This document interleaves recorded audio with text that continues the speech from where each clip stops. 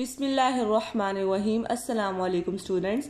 Class 9th chapter number 1 का जो आज हम टॉपिक पढ़ेंगे उसका नाम है atomic number and mass number. इस टॉपिक को स्टार्ट करने से पहले मैं आपको बेसिक इन्फॉर्मेशन देना चाहूंगी क्योंकि ये टॉपिक बहुत सिंपल और बहुत ही आसान है। तो जब तक आपको एटम के स्ट्रक्चर का पता नहीं चलेगा ये टॉपिक आपको समझ में नहीं आएगा। एटम के स्ट्रक्चर में मेनली दो चीजें होती हैं, एक न्यूक्लियस और एक इलेक्ट्रॉन।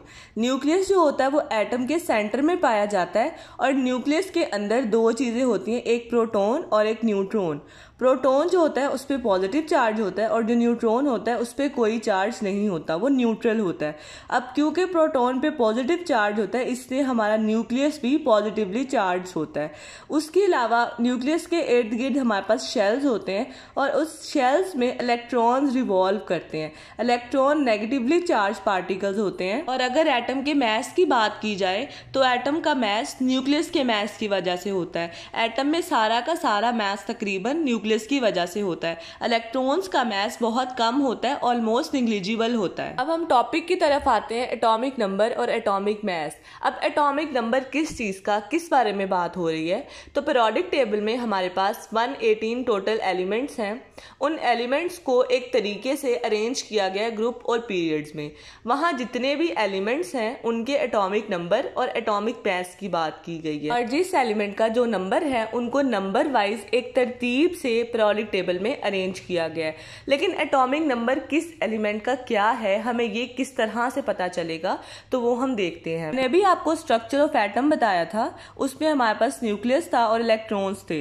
न्यूक्लियस प्रोटॉन और न्यूट्रॉन से मिलकर बनता है। तो हमारे पास किसी भी एक एटम के न्यूक्लियस के अंदर जितने प्रोटॉन होंगे वो उसका एटॉमिक नंबर होगा। लेट्स सपोज हाइड्रोजन है हमारे पास, हाइड्रोजन में सिर्फ एक प्रोटॉन होता है तो उसका एटॉमिक नंबर भी एक ही होगा। इसके अलावा इसको सिंबल जी से रिप्रेजेंट करते हैं और कुछ एग्जांपल्स हैं। हाइड्रोजन में एक नंबर ऑफ प्रोटॉन होता है इसलिए एटॉमिक नंबर भी 1 होगा। कार्बन में 6 नंबर ऑफ प्रोटॉन होते हैं, एटॉमिक नंबर भी 6 होगा। ऑक्सीजन में 8 नंबर ऑफ इलेक्ट्रॉन्स होते हैं तो इसका एटॉमिक नंबर भी 8 होगा। सल्फर में 16 नंबर ऑफ इलेक्ट्रॉन्स होते हैं तो इसका एटॉमिक नंबर भी 16 होगा। अब नेक्स्ट है मास नंबर। एटॉमिक नंबर तो नंबर ऑफ प्रोटॉन्स था। अब जैसा मैंने आपको स्ट्रक्चर ऑफ एटम में बताया था कि ज़्यादा मास जो होता है वो हमारे पास न्यूक्लियस का होता है। इलेक्ट्रॉन का मास तो होता ही नहीं है इसलिए उसको हम लोग मास में कंसीडर नहीं करेंगे। इलेक्ट्रॉन का मास बिल्कुल निग्लिजिबल होता है तो वो मास में काउंट नहीं होगा। इसलिए मास नंबर में हम क्या करेंगे, नंबर ऑफ प्रोटॉन्स और नंबर ऑफ न्यूट्रॉन्स। न्यूक्लियस के अंदर, एक एटम के न्यूक्लियस के अंदर जितने भी नंबर ऑफ प्रोटॉन्स हैं और जितने नंबर ऑफ न्यूट्रॉन्स, अगर उन दोनों को ऐड कर दिया जाए, प्लस कर दिया जाए तो हमारे पास मास नंबर आ जाएगा। और मास नंबर का जो सिंबल है वो है ए। मास नंबर को ए से रिप्रेजेंट करते हैं। अब एटॉमिक नंबर में सिर्फ नंबर ऑफ प्रोटॉन्स थे तो सिंपली हमें उसका एटॉमिक नंबर पता चल जाता था। लेकिन मास नंबर निकालने के लिए हमें नंबर ऑफ प्रोटॉन्स को और नंबर ऑफ न्यूट्रॉन्स को ऐड करना पड़ेगा। कैलकुलेशन देखें, A is equal to Z plus N. A हमारे पास मास नंबर है, जी एटॉमिक नंबर और n जो है वो नंबर ऑफ न्यूट्रॉन्स हैं। अब मास नंबर की एग्जांपल देख लेते हैं। सबसे पहले हाइड्रोजन में एक नंबर ऑफ प्रोटॉन होता है और इसमें न्यूट्रॉन नहीं होते इसलिए इसका 1 + 0 टोटल मास जो है वो भी 1 ही होगा। कार्बन में 6 नंबर ऑफ प्रोटॉन होते हैं और 6 नंबर ऑफ न्यूट्रॉन होते हैं तो इसका कार्बन का टोटल मास हमारे पास 12 होगा। अब हम बुक में नीचे दिए गए टेबल को देख लेते हैं। आपने ये टेबल भी याद करना है क्योंकि अक्सर यहाँ से MCQs आ जाते हैं।